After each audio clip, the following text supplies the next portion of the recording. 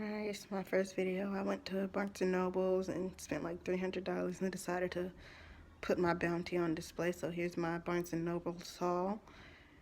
Okay, I have this adorable Pusheen cup. I've already used it, so it's a little wet because I washed it. I like the color on the inside. It's pretty and blue. I like this spoon because it's Pusheen. It's really cute. And that's out of the way. I have these two adorable ramen bowls because ramen has been my savior recently in the middle of the night. So those are out of the way.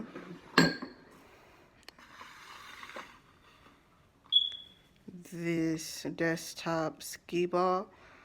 The balls are in the bag. I just don't feel like getting them and keeping up with them right now. So out of the way. I always wanted a Tamagotchi. Never got to get one when I was little. So living my life now. That's out the way. I got all these cool chopsticks. I really like the pictures on them. It's really why I just couldn't help myself. These are the ones I'm going to end up using first because they got pancake pictures. But here's all the photos. This one might be used after the pancakes. And this is going to be used third because just look how cute it is. Look at the picture. Alright, those are out of the way. Now I got a little 90s set. So I got this little iron-on Chucky from Rugrats because, you know, he was the GOAT. He was scary, but he did his best. This little button. I actually got a bunch of those. I didn't really watch that cartoon for the monsters, but it just wasn't for me. Chucky again, because I said it before and I'll say it again. He was the GOAT. Lots of Rugrat ones, Reptar. We all wanted those toys. Hey Arnold, football head. Angelica, everyone's worst nightmare as a babysitter. Cat Dog, a genetic mutation. Ren and Stimpy, the most vulgar kid show to ever exist. Then, to make things a little more wholesome, I have this little Speak and Mr. Rogers toy because you need a pick-me-up and Mr. Rogers always does it for me. He's the best. This also came with a really nice Mr. Rogers like notebook with all his quotes to really just brighten up your day. I really like this one. Really just makes me happy. Needed it today. I got this really cool book fan, and when you open it, it's like a fan that you can use, but it's designed like a book. I wish I could tell which book it was, but like, how pretentious is it? I love it. That's out of the way. And now on to the actual books that I got. I have Shakespeare's sonnets because, you know, I like Shakespeare. Whether or not that was actually his writing or someone else's, it's still good writing.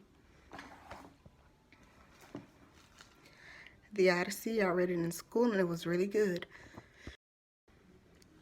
So yeah, really great book. It's honestly what got me into Greek mythology. I fucking loved it. So that's out of the way. Then there's this icon, Alice in Wonderland, because honestly, Painting the Roses Red is my childhood.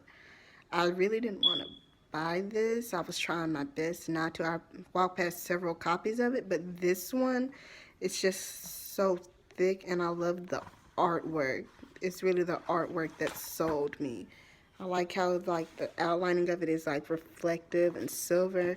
This book was just so pretty. I had to spend my money on it. So there's that out of the way. Alright, and then I've been wanting to get into a mystery book, so I had to get the queen of it, Agatha Christie. She was on sale, so I have 3 of her books I got, and then There Were None. This is the one I'm going to read first. Alright, and then I have this Agatha Christie. Death on the Nile. This one is going to be my second book. And lastly, for Agatha, we have this one, The Mysterious Affair at Styles. It just looked super good, but I'm going to read this one third. I don't want to put all my eggs in a basket, you know? Alright, this is like the one standoff that's not by anyone that I've heard of before or had any interest in particular when I went in the store, but it just looked like a good one. The Strange Case of the Alchemist's Daughter. I'm kind of super excited to read this. I love just jumping in blind and finding a good book. Alright, this is what I'm actually interested in. I love mythology and legends, so Greek myths, because honestly they're iconic. Then I have the Norse myths, because I just wanted to get into Norse mythology. I haven't really gotten that deep into this culture, but I know that they have some of the wildest stories, so I wanted to see what they had going on over there. Then I have this one. This one is just like this one I think is just going to be like a collection of all of them, which is why it's the thickest of the books. But I'm down for that. It's got a lot of cultures that I've never thought to look into. You know, there's Greek. I've never gotten into Celtic. You know, there's Norse that I'm going to get into. Chinese, African, Native American, and more. So who knows what I'm going to find in here. It looks great. And then for something else that I really wanted to try, it's Edgar Allan Poe. Famously not a good person. We all know that, but you know, I hear his writing is super great. Might give that a little sneaky peek. I will maybe do a review on some of these books. But yeah, this is where $300 went today. So hopefully I spent it well.